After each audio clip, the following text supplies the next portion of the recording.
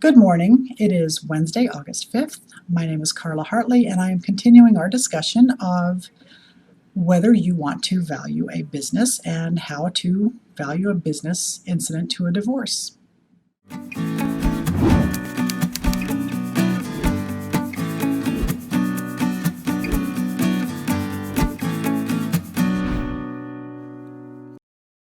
Now, last week we talked about whether it's a business, a job, or a hobby.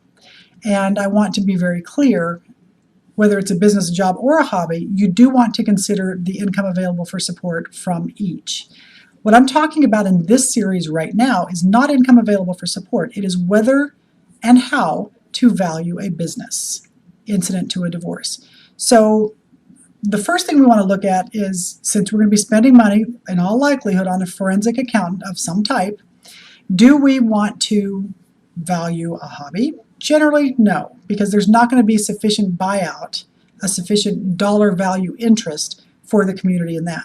For instance, if you're going to pay $15,000 to value a hobby that's going to come back at a $10,000 value, that's a bad business decision for everybody involved. The only people that win in that are the forensic and the attorneys. So that's not our goal for you. We want to know that if we're going to be spending the money to value a business, you are going to have at least a reasonably good chance of getting a return on that investment.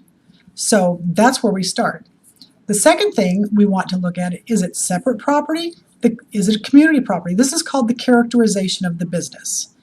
If it is a separate property business, we may still want to value it. A separate property business is a business that was owned by one of the parties before marriage or was acquired during marriage by means of inheritance, gift, devise, descent, something like that.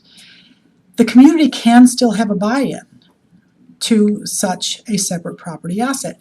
It's going to depend to some extent on the duration of the marriage, the effort that the parties put into the business during the marriage, whether those efforts were adequately compensated during the marriage, whether the community invested in the separate property business beyond the efforts of the parties. All of these things are factors that we want to look at.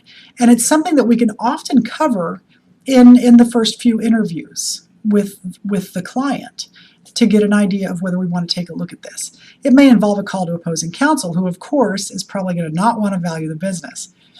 But that's our starting point if we're looking at a separate property business. A community property business is generally one that was acquired during marriage and that doesn't have a significant separate property component at all. This would be some of your longer marriages. This would be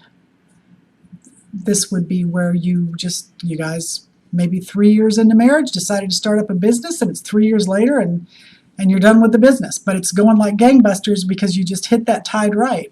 One of the most recent ones that I have seen just started as somebody's crazy TikTok videos in their backyard, and that started as a hobby, started as, I think, just out of boredom, and it has developed into something where one party is making a lot of money from advertisers.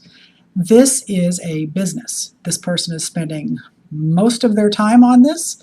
This is the only thing they are doing to contribute money to the community. The other spouse is contributing, not to the actual business, but to the support of the household, to taking care of the children.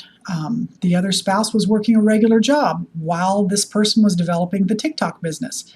So all of this stuff has a community interest. And do not forget that the business started during the community with the labor, skill, and efforts of a member of the community, the husband, wife, domestic partner. Their labor, skill, and efforts are the property of the community. That's the law in California, and that's going to be really cast in stone. It is black letter law. You're not getting around that. So do we have mixed assets? A couple years ago, we had a case come out where we had a separate property business. Well, we didn't have it. An appellate case came down. There was a separate property business, and there was some really good lawyering going both ways on this.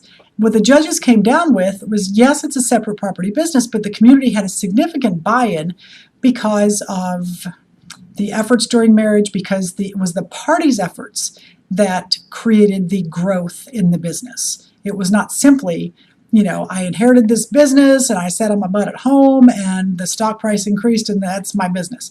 This was significant effort between the parties. So the court did half of a separate property analysis and half of a community property analysis, blended it at the trial court level. I think that's some brilliant judicial work, and the appellate court found it permissible. So and acceptable and within the judge's discretion. It was an equitable result. So again, I want to say you want to determine whether you want to value a business, and you don't want to take the other side's word for it. It has been my experience in closing that the party that is in the business, that's looking to walk away with the business, all of a sudden becomes panic-stricken. All of a sudden, money's short. I can't possibly afford to pay you support. I can't possibly, oh my God, you're going to get a forensic accountant. You're going to break us. You're going to ruin the business. There's no way. It has been my experience that this is that party's way to bluff you right out of your interest in that business. And if it's really going to break the business, we'll know that very quickly once we get into it. And we can stop that process. Our job is not to break the business. Our job is to make sure that you get your share of the business. So talk to somebody who's got adequate education and experience in these matters, and at least get a consultation. At least talk to someone about this stuff. Someone, not your friend, not your spouse who is going to be your ex-spouse.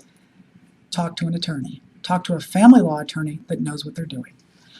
That's all I have for this morning. This has gone a little over time. I hope it's been helpful. Bye-bye.